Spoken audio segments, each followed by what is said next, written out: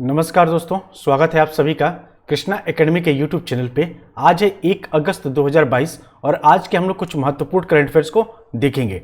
उसके पहले हम 30 जुलाई के महत्वपूर्ण करंट अफेयर का शॉर्ट में रिवीजन कर लेते हैं। तो 30 जुलाई के महत्वपूर्ण करंट अफेयर्स का हमारा पहला क्वेश्चन है कि किस कंपनी ने HTT 40 इंजन के निर्माण के लिए US आधारित हनीवेल के साथ 100 यानी $100 मिलियन के अधिक के अनुबंध पर हस्ताक्षर किए हैं? तो किसने किया है? तो हिंदुस्तान एरोनॉटिक्स लिमिटेड ने किया है।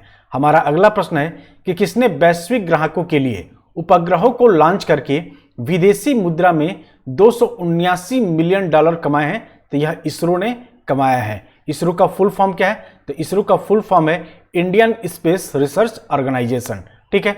हमारा अगला प्रश्न है कि कोका कोला ने लिम्का स्पोर्ट्स प्रमोशन के लिए किसके साथ अनुबंध किया है? तो यह नीरज चोपड़ा के साथ किया है। और हमारे कल के करंट अफेयर का अगला प्रश्न है कि किस शहर में नेशनल इंस्टीट्यूट ऑफ वायरोलॉजी यानी NIV द्वारा भारत में पहली बार मंकी पॉक्स वायरल को अलग किया गया है? तो यह पुणे में किया गया है। और हमारा नेक्स्ट क्वेश्चन है कि विश्व प्रकृति संरक्षण दिवस हर साल कब मनाया जाता है? तो यह 28 जुलाई को मनाया जाता है। आप इसे याद रखेंगे।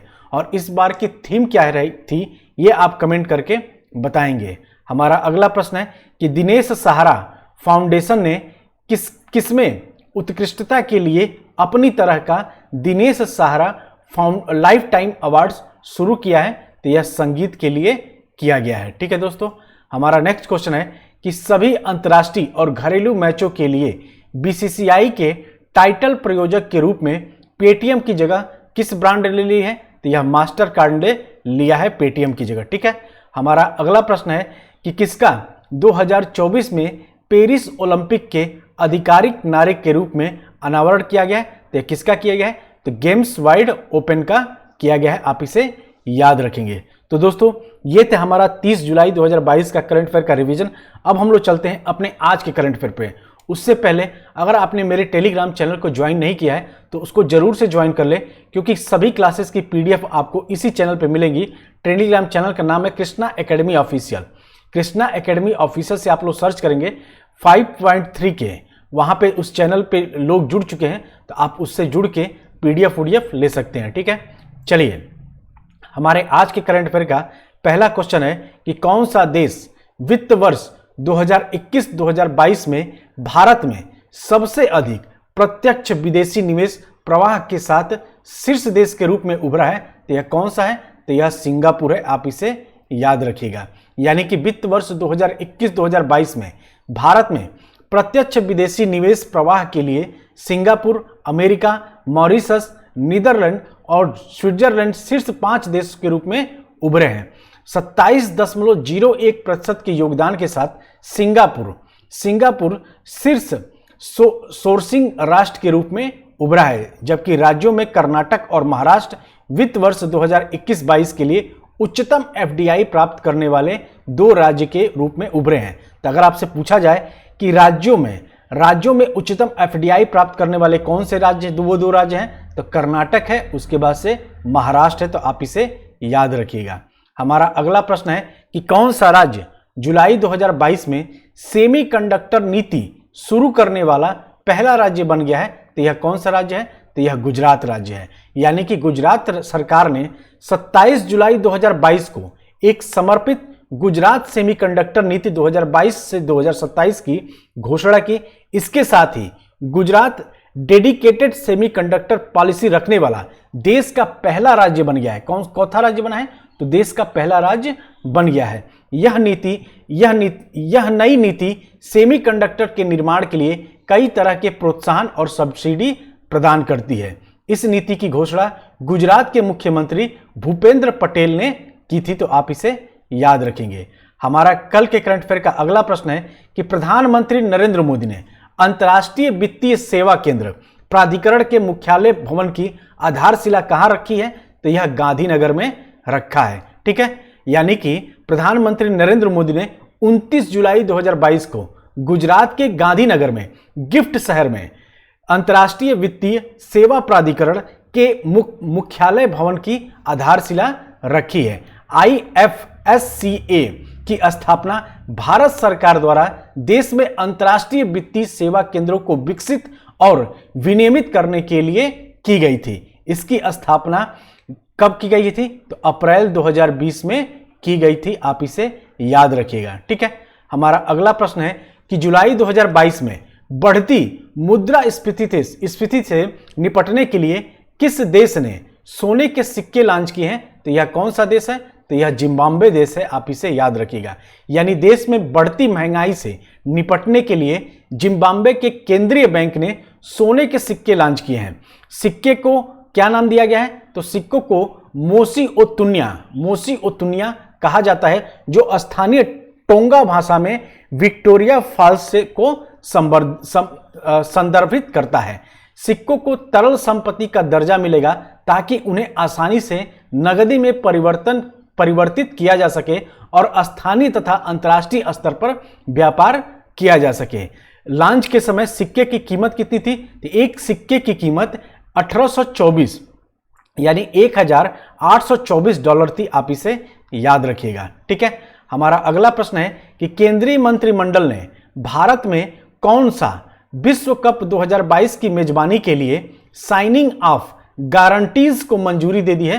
तो यह फीफा अंडर-17 महिला की मेजबानी के लिए दिया गया है। यानी कि प्रधानमंत्री नरेंद्र मोदी की अध्यक्षता में केंद्रीय मंत्रिमंडल ने भारत में फीफा अंडर-17 महिला विश्व कप 2022 की मेजबानी के लिए साइनिंग ऑफ गारंटीज को मंजूरी दे दी है, ठीक है। यह टूर्नामेंट 11 अक्टूबर से 30 अक्टूबर 2022 तक 3 शहरों में, कहां पे? तो भुवनेश्वर में, गोवा में और मुंबई में आयोजित होने वाला है। यह टूर्नामेंट का 7वां संस्करण होगा और यह पहली बार होगा कि जब भारत फीफा महिला फुटबॉल टूर्नामेंट की मेजबानी करेगा। तो आप इसे याद रखिएगा दोस्तों।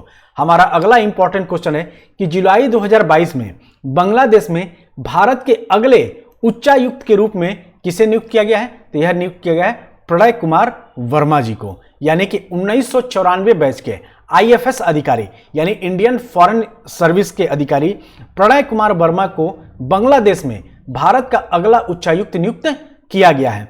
यह वर्तमान में कहां पे है? तो यह वर्तमान में वियतनाम के राजदूत के रूप में कार्यरत हैं, ठीक है। वर्मा वर्तमान उच्चायुक्त विक्रम दोराई स्वामी का स्थान लेंगे। किसका लेंगे? तो विक्रम दोराई स्वामी का स्थान लेंगे। इसके साथ ही 1994 बैच के IFS अधिकारी संदीप आर्य को वियतनाम में भारत का अगला राजदूत नियुक्त किया गया है। तो आप इसे याद रखिएगा। हमारा अगला प्रश्न है कि 29 जुलाई 2022 को प्रधानमंत्री नरेंद्र मोदी ने किस शहर में भारत का पहला अंतर्राष्ट्रीय बुलियन एक्सचेंज IIBX लॉन्च किया है? तो यह कहां किया है? तो गांधीनगर में किया है, ठीक है। यानी IIBX गिफ्ट सिटी गांधीनगर में स्थापित भारत का पहला अंतर्राष्ट्रीय बुलियन एक्सचेंज है। IIBX को 5 बाजार संस्थागत निवेशकों यानी CDSL, India INX, NSDL, NSE और MCX द्वारा बढ़ावा दिया जाता है। आप इसे याद रखेंगे, ठीक है दोस्तों। हमारा अगला इंपॉर्टेंट क्वेश्चन है कि राष्ट्रमंडल खेलों का 22वां संस्करण किस शहर के अलेक्जेंडर स्टेडियम में शुरू हुआ है? तो यह इंग्लैंड के बर्मिंघम में शुरू हुआ है। आप इसे याद रखेंगे। यानी कि राष्ट्रमंडल खेलों के 22वें संस्करण की शुरुआत बर्मिंघम, ये बर्मिंघम कहां है? तो इंग्लैंड में है। बर्मिंघम में अलेक्जेंडर स्टेडियम में हुई है, ठीक है। राष्ट्रमंडल खेलों के उद्घाटन समारोह की परेड में PV सिंधु और मनप्रीत सिंह भारत की ध्वजवाहक थी। इस खेल समारोह में कुल 54 देश भाग ले रहे हैं और 6500 एथलीट 280 पदक स्पर्धाओं में भाग लेंगे। यह आयोजन 8 अगस्त तक चलेगा। आप इसे याद रखिएगा। और हमारा अगला प्रश्न है कि किस राज्य ने मुख्यमंत्री नाश्ता योजना के प्रथम चरण को 1545 सरकारी प्राथमिक विद्यालयों में लागू करने का आदेश किया है? तो यह किसने किया है? तो यह तमिलनाडु सरकार ने किया है। यानी कि तमिलनाडु सरकार ने 1545 सरकारी प्राथमिक स्कूलों में मुख्यमंत्री नाश्ता योजना के पहले चरण को लागू करने का आदेश जारी किया है। इससे 2022-2023 के दौरान कक्षा 1 से 5 के 1.14 लाख अधिक बच्चे लाभान्वित होंगे। और इसकी लागत कितनी आएगी, तो इसमें कुल लागत जो आएगी 33.56 करोड़ रुपए की होगी। और प्रत्येक छात्र को सब्जियों के साथ सांभर के साथ 150 से 500 ग्राम नाश्ता उपलब्ध कराया जाना है। 2 दिन नाश्ता बाजार से बनेगा, आप इसे भी याद रखिएगा।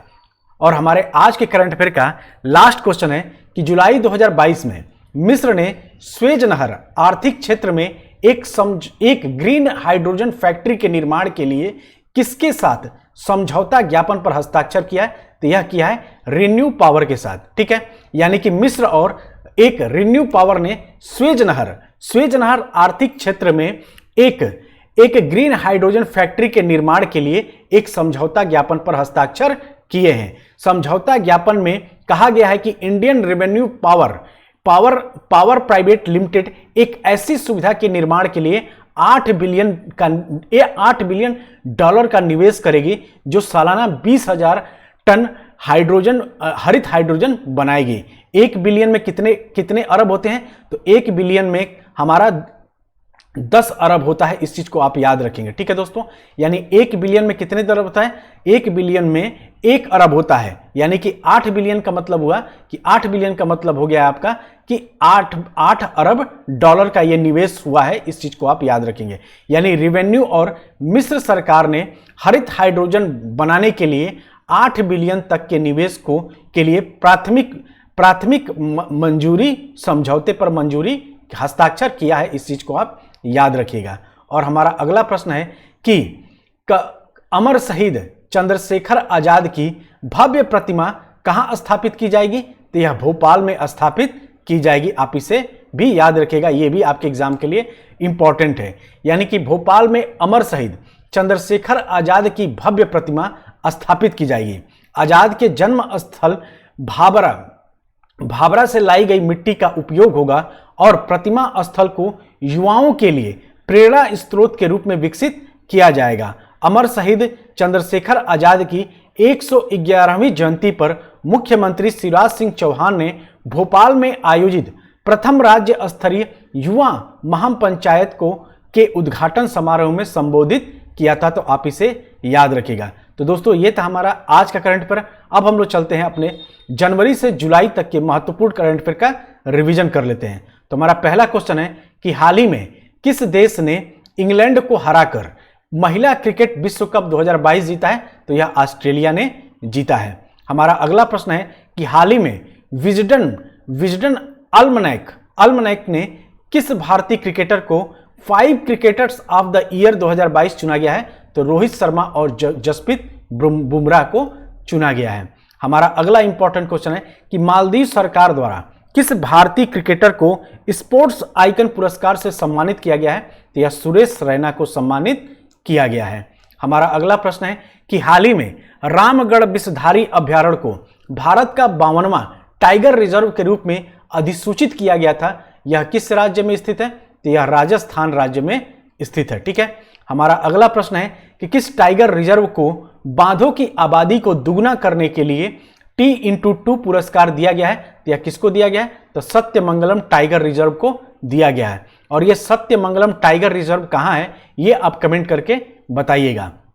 और हमारा अगला प्रश्न है कि राष्ट्रीय बाघ संरक्षण प्राधिकरण द्वारा किसे भारत का 53वां टाइगर रिजर्व बनाने का प्रस्ताव रखा गया है, तो यह छत्तीसगढ़ का गुरु घासीदास राष्ट्रीय उद्यान है। आप इसे भी याद रखेंगे। ठीक है, और हमारा अगला प्रश्न है कि भारत में अब कितनी रामसर साइट हो गई है, तो अब हो गया है 54। ठीक, अभी तक कितना था, तो अभी हाल ही में नए 5 रामसर स्थलों की खोज कर दी गई है भारत में। इसलिए अब इसका स्थान कितना हो गया है, अब इसका स्थान हो गया है 54। पहले कितना था, तो पहले था 49। पहले भारत में 49 रामसर स्थल थे, लेकिन 5 नए खोज जाने के कारण अब इसकी संख्या कितनी हो गई है, तो 54 हो गई है। आप इसे याद रखेंगे।